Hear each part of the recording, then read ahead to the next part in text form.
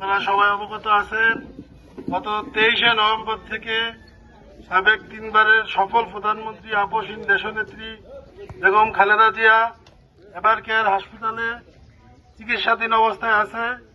আজকে বাংলাদেশ জাতীয়তাবাদী দল কেন্দ্রীয় নির্বাহী কমিটির অন্যতম সদস্য ও চাঁদপুর জেলা বিএনপির উপদেষ্টা জনাব আজম খানের উদ্যোগে আজকে বেগম খালেদা জিয়ার রোগ মুক্তি কামনায় হামিরচর উপজেলা যুবদল, বিএনপি, ছাত্রদল, অঙ্গসূচি সহযোগী সংগঠনের উদ্যোগে আজকের এই মিলাদ ও দোয়ার আয়োজন করা হয়েছে। আপনারা সবাই দেশনেত্রী বেগম খালেদা জিয়ার জন্য মন খুলে একটু দোয়া করবেন। আল্লাহ যেন আমাদের প্রিয় মাতাকে সুস্থ করে আমাদের মাঝে ফিরে দেন। সর্বোপরি জনাব আজম খানের জন্য সবাই দোয়া করবেন, তিনি যেন সবসময় দলীয় নেতাকর্মীদের পাশে থাকতে পারে। এই বলে আমি আমার